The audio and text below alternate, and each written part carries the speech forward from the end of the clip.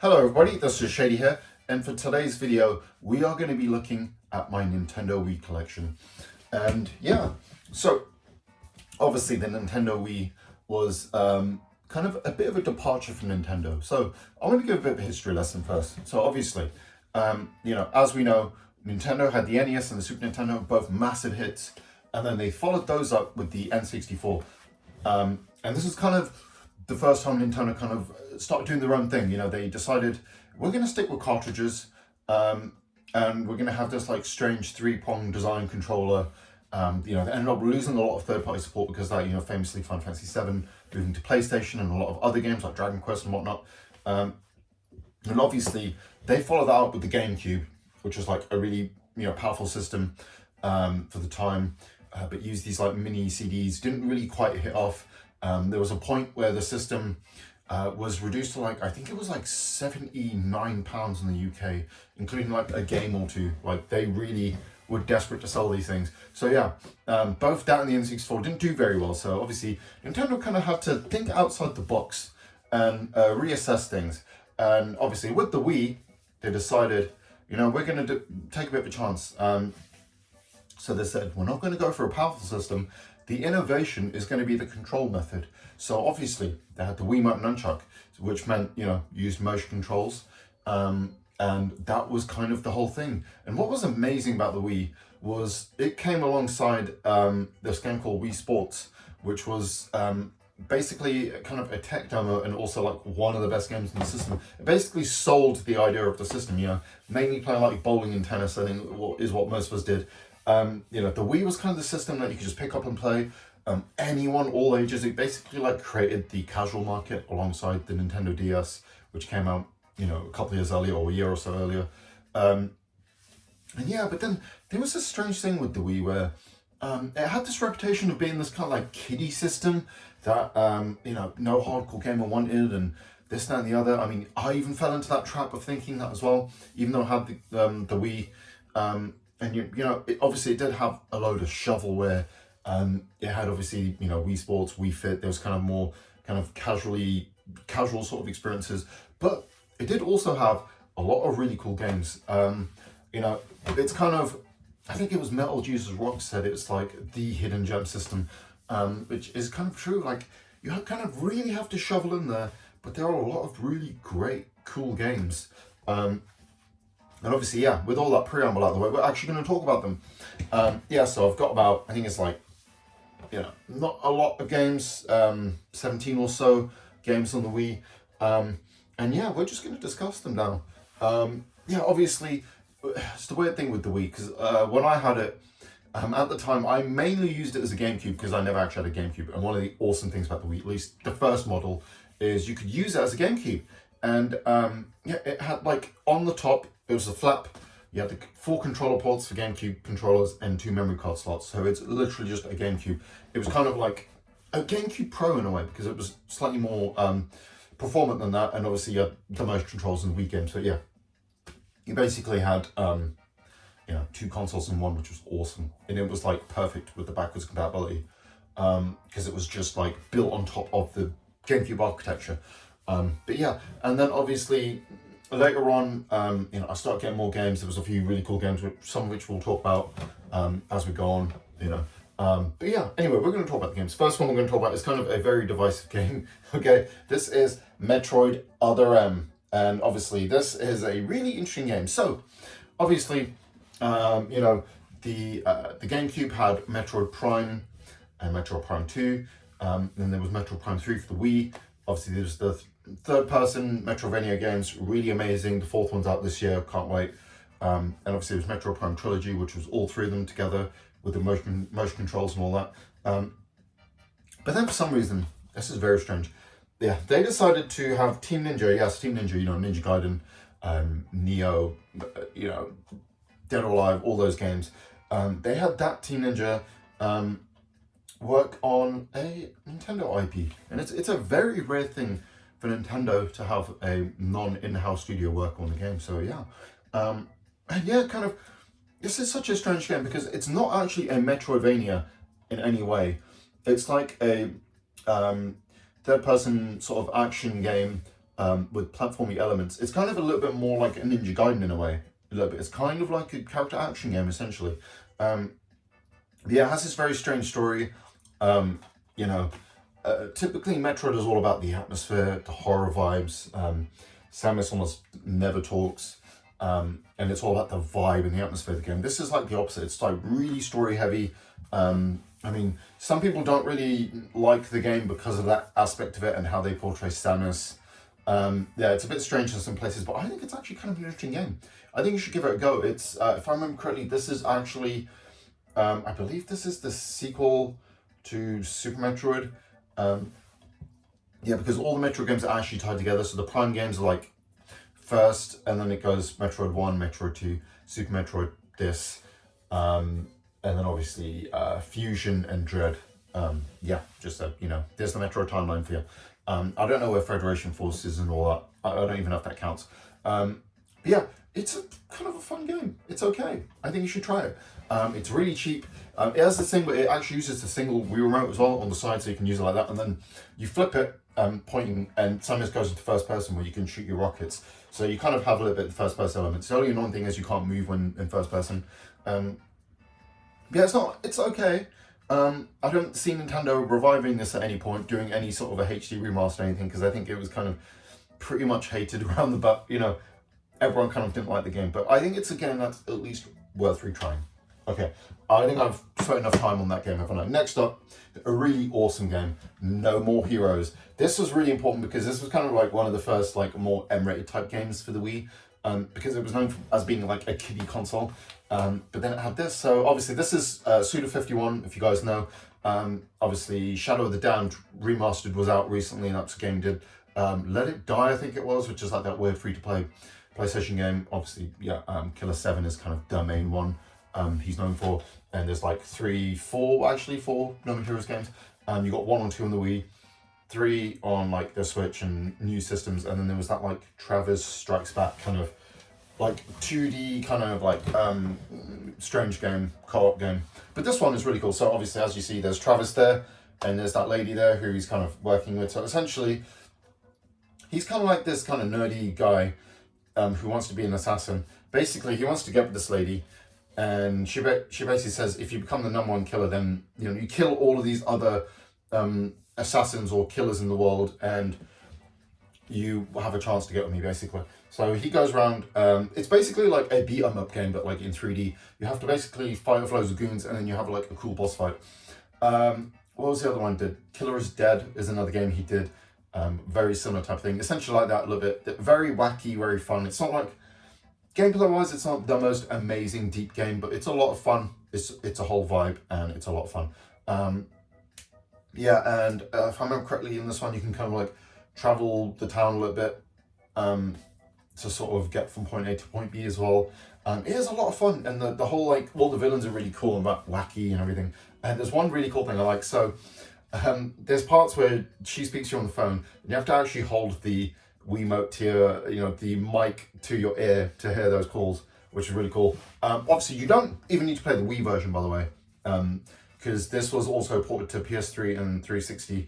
I think there was something weird with like the 360 version was exclusive in Japan or something. I'm not sure about that. That has a little bit more blood or something from what I remember. And the PS3 version does give you the option for the Move controller if you want to do the motion control stuff. And then there's also HD versions of 1 and 2, which you can get digitally. I know they're on the Switch and probably on the PS4 and Xbox One. I'm not 100% on that. Yeah, obviously if you want physical versions of those, you have to go to Limit Run. So your best bet is this or the PS3 version for physical, by the way. So, but yeah, really great game. Sequel's awesome. I still haven't played the third one, but I really need to. Yeah, and it's a really fun game. Next up, we're going to talk about a few RPGs, kind of. Yeah, so there was a Dragon Quest game, Dragon Quest Swords. I haven't actually played this yet, but I picked it up recently. So this is kind of like, again, this is a single Wiimote, and it's kind of like this first-person, more on-rails-y Dragon Quest game. You kind of have to walk between towns and you speak to the characters. But yeah, obviously the character designs look cool. Yeah, it was kind of designed to be like more of a casually Dragon Quest experience. I've heard it's not that bad. It's actually kind of fun. So yeah, I'm looking forward to actually trying this one out. And yeah, I'm sort of trying to get into the Dragon Quest series, so yeah, I'm looking forward to that. Next up, we've got a couple of Final Fantasy games. Yes, there were some Final Fantasy games. We have Final Fantasy, the Crystal Chronicles, Echoes of Time. Yeah, so this is a really strange one. So this didn't happen very often, but this is basically a DS game ported to Wii. So obviously the Crystal Chronicle games, well, basically Crystal Chronicles was made specifically to have a Final Fantasy game on Nintendo platforms. So obviously, after Final Fantasy VII left, basically, mainline Final Fantasy was just on PlayStation. There would be ports and stuff later and all that. But then basically they made Final Fantasy Tactics for the Game Boy Advance and then Crystal Chronicles for the GameCube. And then obviously those Crystal Chronicle games moved over to the DS, and there was another one for the Wii, which we're going to talk about in a second. But yeah, they actually ported this one over to the Wii, and it actually had like connectivity with the DS game. So you can actually do up to, I can't remember if it's up to 4. Yeah, you could do up to 4 Wii and DS players can fight side by side using online connectivity. So basically, this is kind of like their take on Diablo, essentially, is the best way to describe it. It's like a dungeon crawler. You create your characters, you have the classes, and you fight off enemies. This one's really interesting because if you see, it does have the dual screen thing, and you basically use the Wiimote as like the pointer for all your touchscreen control. So it basically does control pretty much the same as the DS game. And it's just so cool that there is like a DS game that you can play on a big screen, which I don't know, I just love the novelty of that. But yeah, really cool game. I picked this one up recently because obviously I'm a massive Final Fantasy fan. I've done like a Final Fantasy collection video on the channel if you're interested. Yeah, this is one I picked up relatively recently. There's another one.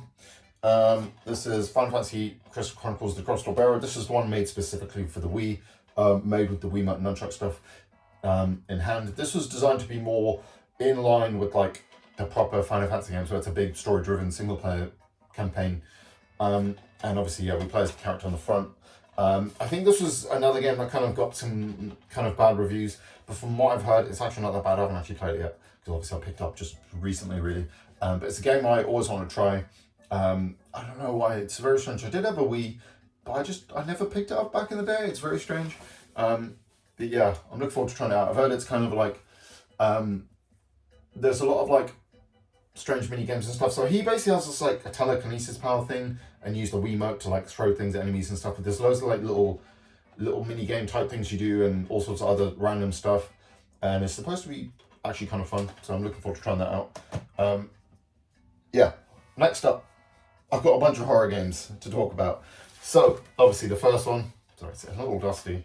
It's embarrassing. Yeah. This is Silent Hill Shattered Memories. This is a really interesting game. So basically, this is essentially a remake or reimagining of the first game. Yeah. So essentially, yeah, this is also really interesting because it was made for the Wii, but there's also a PS2 and a PSP version. And the PS2 and PSP versions are like ridiculously expensive, but the Wii version is a little bit cheaper. And it was kind of really designed for the Wii. So it uses the point of controls for like, when you have your flashlight and stuff, which is really cool. And also, for some of the puzzle solving and stuff like that. And obviously to listen to like radio things and stuff, you use the actual mic on the thing as well. But yeah, it's a really interesting game. I don't want to spoil too much, but basically, there's a girl who is, the framing of the story, I guess, is this. You have to start off by filling in this examination, and you're with the therapist, and you're basically like, essentially you're, there's the gameplay settings, and then between those like kind of gameplay segments we're playing as the dad, there's the therapy sessions, and it kind of culminates, and you figure out what's really happened. Really interesting game. I think it's actually kind of really good. It's kind of like one of the better non-Team Silent Hill games, because like obviously the Western made Silent Hill games are very hit and miss, and I think have kind of a bad reception, whereas this one is actually alright. The only annoying thing is there's no real combat. You're just kind of like running away from the enemies. It's more like a quick time event sort of thing, which isn't the best, but it's still cool. And you have like it goes frozen when the enemies appear, which is kind of cool. So you have like exploration sections where you do like little like puzzles and stuff and kind of explore the town. And then you have the parts where the enemies come and you just have to basically run away from them. There is another cool element is when you, the questions you answer in the beginning in the test, the psychological examination that is, will change what the enemies look like. So it's kind of designed to play into the person's fears in a way, which I think is also a really cool idea. But yeah, it's really cool. And yeah, this was actually the first Silent Hill remake before Silent Hill 2 came out. So yeah, really cool. Next up, a really interesting horror game. This is Project Zero 2, or Fatal Frame, Wii Edition. Yeah, so this is, again, this is actually a remake of Project Zero 2, Fatal Frame 2, for the Wii. So obviously, Fatal Frame 2 was PS2 and Xbox game. Sequel to the first Fatal Frame. It's where you have the camera obscura, and it's basically like a Japanese horror game where you're like kind of trying to fight off ghosts. Usually in haunted places, you have to use the camera to actually see the ghosts and take pictures to damage them. And it's a really interesting horror game. I think it's like atmospherically, it's one of the best. And this basically was released after the fourth game because the fourth game was a Wii exclusive, and they basically remade 2 in the style of 4. So instead of having like the fixed camera angles, you have the over the shoulder camera. There's still some parts where there's the fixed camera angle from what I remember, and they have this whole like upgrade system. You can see on the back there, hopefully what it says. But yeah, you basically have like an upgrade system for the camera, and there's like a bunch of other things to bring it in line with the fourth game, pretty much, and like the fifth game as well, which was the Wii U one, mainly the Blackwater. Really cool game. Obviously, this one is just on the Wii. Because it's basically they ported 4 and 5 not too long ago. Obviously, 4 was Japanese exclusive for the Wii. 5 was obviously a Wii U game. It was kind of up there in price. But they haven't actually ported the first 3 yet, which is strange. So hopefully they'll do that, and hopefully, because it's really, the annoying thing is we have 2 versions of 2, so I kind of want to see them port both of them. I have a feeling that they'll end up just porting one and not the other. I just hope we do get a version of this game. It's a cool horror game. The Wii actually had a lot of horror games. I've only got a few, but there are even more than this as well. And there's a lot of like Japanese exclusive ones. Next up, this is Resident Evil: The Dark Side Chronicles, and I may as well show you 2 for 1. And the Umbrella Chronicles. So Umbrella Chronicles was released early on the Wii. This is basically a light gun shooter, rail shooter, set in the Resident Evil universe. This one we see Resident Evil's 1, 3, a little bit of some side stuff. 0 as well, sorry, 0, 1, 3, and some other random bits. Like prequel stuff to Resident Evil 5, from what I remember. And it's a really fun game. And then obviously, they did this one, the sequel, which is a lot better, and includes 2 Code Veronica and Operation Javier, which was like the prequel to Resident Evil 4. If you play Resident Evil 4 Remake, bloody Leon mentions that to Krauser, and that's what he was referring to. Basically, it was this mission with after like this kind of drug cartel guy in South America, from what I remember, but there's BOWs involved. Really fun games. And what's really awesome is you can play them 2-player, and you also, like this one, they make some effort to be a bit more like a traditional Resident Evil, so you have to actually go into the menu for healing and changing weapons and stuff, which is kind of cool. Whereas in that one, you kind of do it on the fly. Both really cool games, definitely worth picking up. And I believe both of those did get PS3 releases, but they're not physical versions, so maybe in Japan they are.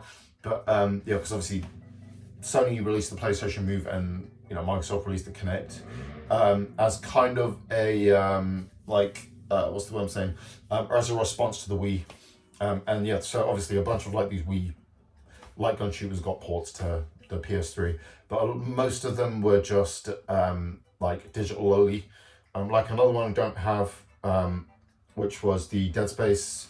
What was it called again? Dead Space Extraction or something like that, which was a prequel to the first Dead Space, which they a light gun shoot for the Wii. You got it for PS2. It came alongside the Dead Space 2 for the PS3. Like if you got a particular edition, I don't think they ever did a proper physical version. I think you also you had to download it separately, so I can't remember how it worked exactly. But yeah, it's like it came with that version, or you had to download it separately, from what I remember. But yeah, anyway, next up, we've got some Resident Evil games. More. Resident Evil 0. Yeah, so this is just a port of the GameCube game, basically. Yeah, essentially, you now have the option to use Wiimote and Nunchuck if you want, or classic controller, or you can still use the original GameCube controller, which is cool. Yeah, this is the Resident Evil Archives, they called it. So they did it with that, and they did it with Resident Evil Remake. So yeah, it was just cool to have ports of these games on there. Love both of them. You know, this is one of my personal favorite Resident Evil games. Obviously, you know, they're both available on everything now, so you don't necessarily need to get these versions, but still cool. Yeah, love them both. Next up, yeah, we've got Resident Evil 4. Still the best version of the original Resident Evil 4. Yeah, so this was basically, I think this was released in the first year of the Wii, from what I remember. Essentially, yeah, it's obviously Resident Evil 4, the GameCube version. Because one thing is, obviously, it was originally released on GameCube and then it was ported to the PS2.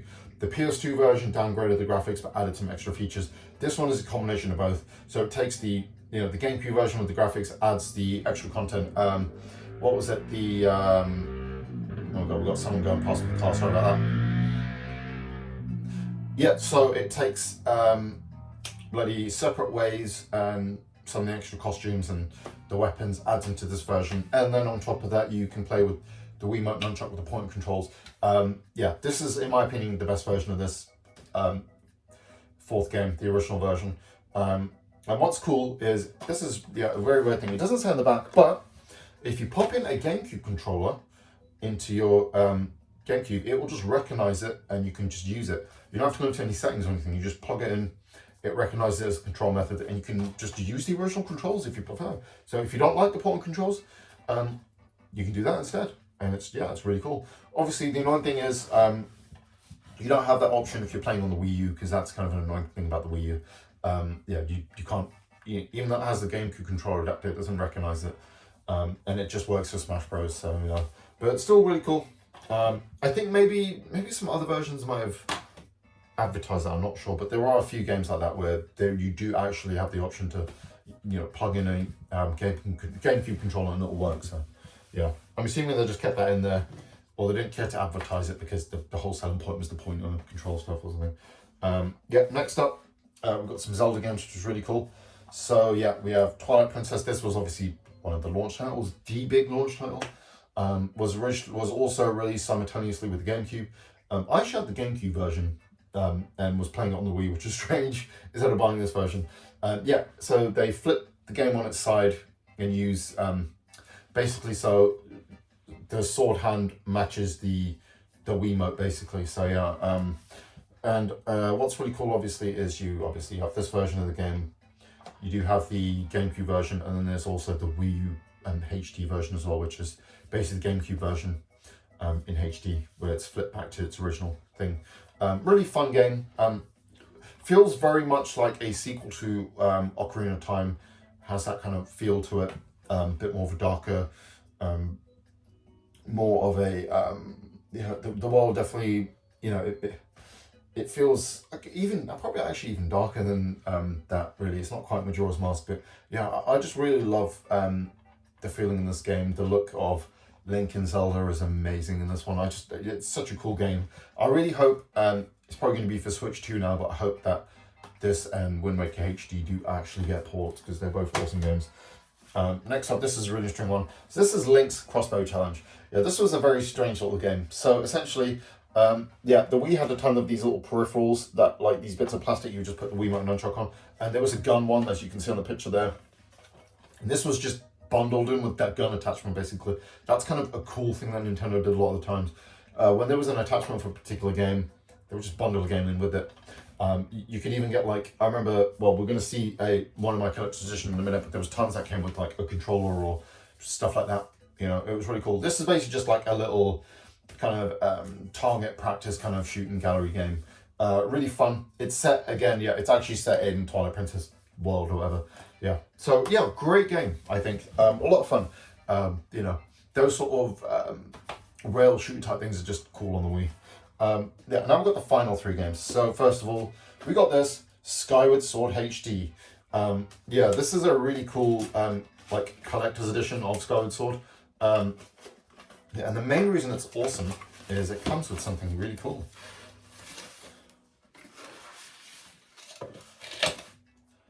It comes with a gold Zelda Wii Remote. And yeah, what's really interesting, obviously, I'm sure people know this, but the thing with Skyward Sword is obviously the whole game was designed around the motion controls, but the base Wii, the motion controls weren't quite as good. It wasn't as refined. It could just basically do the 4 directions. So they created this thing called Wii Motion Plus, which is an attachment you put on the bottom of it that allowed you to basically do circular movements. And they, to coincide with it, I think it was Wii Sports Resort was the first one to do it, where they had the Wii Motion Plus controller, where you can see on the bottom there it says Wii Motion Plus. Yeah, so that was bundled with it, and this game was also had a edition that was bundled with it. So yeah, you can actually play it properly with this, and yeah, it's just a cool gold one. Unfortunately, there was no gold nunchuck, which is kind of annoying. I wish they would have included that as well, but I'm guessing they assumed you had the nunchuck already. And yeah, obviously, yeah, it comes with the game and the soundtrack CD as well, which is really cool. Let's try to actually get the game out if we can. Yeah, I may as well go all out, right? Yeah, so yeah, it's a 25-year edition soundtrack CD. So yeah, yeah, you have the different links, and it's got tunes from a few different games, not just this game. And yeah, then yeah, you just have like this version of Twilight Prince of Skyward Sword. Sorry, there was also a 2-disc edition you could get of the game as well, which I think came in like a gold case, and I think came with that CD as well. So yeah, you have like 3 different versions of this game to collect. So yeah, but I really like this game. I think it's a bit underrated. It's definitely one of the better games on the Switch. I think it's like, it might even be the best game on the Switch, because it showcases the motion controls the best. Like, it was actually, yeah, it's a really interesting one, because it's a game that I think, you know, the issue with it is that it, you know, the game is definitely designed around the restrictions of the Wii. So it's a lot more linear. You don't really have like proper camera controls and things like that. But I still think it's a really interesting game. I think it's really cool. Next up, we're gonna show basically 2 of my other collector's editions. I've shown both of these in separate videos before. So yeah, this was Pandora's Tower. So obviously there was this thing called Project Rainfall, which was basically essentially this, the next thing I'm going to talk about, in Xenoblade Chronicles. We're going to be stuck in Japan, but there was like a fan-made thing, kind of like a petition sort of online thing to get people, Nintendo to actually like port the games over, and they actually did. Yeah, so this is the one, as you can see, it starts the sticker when I bought it, day 1. Yeah, this is a really, really cool, interesting game. It kind of feels like it has elements of Shadow of the Colossus. And yeah, so essentially, yeah, so you get this awesome steelbook, which I just love. This is probably one of my favorite steelbooks. I'd have to do a video one day showing just all the steelbooks. You get this badass art book as well, which is so good. Yeah, where you get some art of the characters and the monsters and stuff. And yeah, you have the game itself. And you're thinking, why is this black? Yeah, so a really interesting thing about the Wii. So in Japan, mature games came in these awesome black cases. So yeah, this game, they just decided to stick with that motif, because obviously it kind of fits the whole, you know, color scheme of the game. And as I was trying to say about the game itself, so Pandora's Tower, essentially we're playing as Aaron, who's trying to save his girlfriend, who is slowly becoming a demon. And how he does that, it's very similar to like Shadow Colossus. He goes to this like forbidden place, and he speaks to this lady who basically says, you have to go to these different towers and defeat like, what was it like? I can't remember how many it is. Maybe it's I want to say it's 13 different demons, these lords on the top of these towers. And then she has to eat their flesh, and then that's going to prevent her from turning into a demon. But also what's really cool about the game is it's kind of like, you know, it's this kind of like third-person action game. You have this little whip thing that you can use to like attach onto enemies and climb up things. Obviously you can use Wiimote and nunchuck, and it has a pointer thing, so it's kind of where it's better with that, but you can also use the Class Controller Pro. But the cool thing is, between missions, you what was the girl's name again? Elika or something like that. But essentially, you have to spend time with her, give her gifts and feed her some meat between things. And yeah, it's like there's almost like this kind of almost visual novelty kind of dating sim element to the game because of that, which is kind of cool. Yeah, I'm trying to find her. Yeah, this is fun. Yeah, it's a really interesting game. I think it's like, yeah, it's a very kind of like unique game that you know, unfortunately, Elena's her name, sorry. But yeah, unfortunately, it's kind of like stuck on the Wii. I don't see it getting ported or anything at all. Who knows? Maybe it might. We're getting loads of random like JRPGs and stuff ported, so hopefully it does. It's just a really cool, unique action game. Like I said, you kind of like between missions, you spend time with her because there's this constant timer where she's turning into a demon. So there's parts where you can get flesh from just like regular enemies. You have to feed it to her to like slow down her turning into a demon. Yeah, it's just a really freaking fun game. Just so unique and yeah, like I said, this it's almost like the ultimate hidden gem on the Wii. Because yeah, I don't think very many people played it. But yeah, so awesome. And then the last one I want to talk about, The Last Story. This was the a game done by Mistwalker, obviously Hinobu Sakaguchi, with a soundtrack by Uematsu. Obviously it's called The Last Story because it's essentially like another Final Fantasy type game. But this is so cool because it's kind of like this action RPG with still has turn-based elements. And it's just really cool. It's a game that kind of was like one of the games I was most excited for on the Wii. Yeah, it has this amazing soundtrack thing. It's like basically like a full soundtrack. This is elements of The Last Story and The Last Story premium soundtrack and The Last Story the illustrations. So yeah, you basically get these like this multi-disc thing here. Yeah, I really opened this bit. I want to show you guys. So yeah, essentially we get this cool little art book here with the main character, Zale, and the soundtrack CD with the main girl, I forget her name at the moment. And then obviously on top of that, obviously you get the game itself. You have this like multi-language booklet as well, because obviously this was the time when they actually did still have booklets with games. And then obviously the amazing, cool steelbook. And obviously, if you're wondering, she has like this tiger pet that helps her out. Yeah, it's such a cool game. This is actually like, I think it's one of the best games on the Wii. You know, it's up there with Xenoblade Chronicles as well. Just a really cool, unique RPG. Like I said, it's an action RPG. You kind of control the party. So basically, from what I remember, you control Zale directly, and then you kind of give orders to the other party members, and you know, kind of almost a bit, like I said, a little bit like, kind of like Final Fantasy 12 almost, a little bit. But yeah, it's a really freaking cool game. Yeah, I really hope this gets ported. I think Nintendo owns the rights to it, so it would have to involve them doing it, and obviously it would probably just be a Switch exclusive.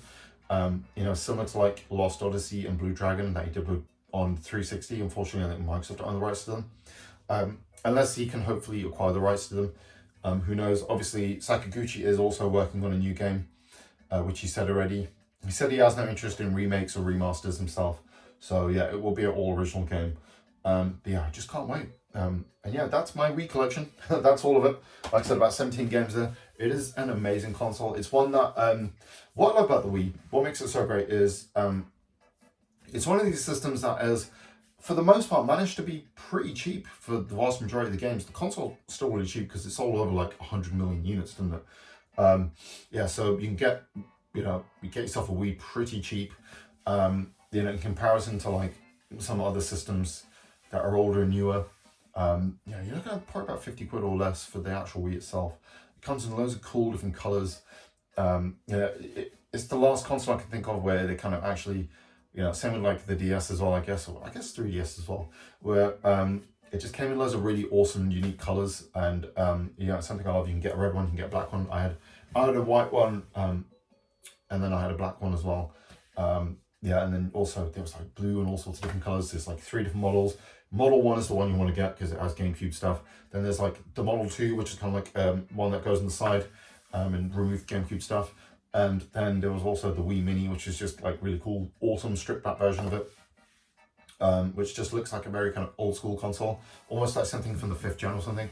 But yeah, that's everything I have to pretty much show. And thanks for watching if you did. And hopefully I will catch you guys in the next one. Have a great rest of your day.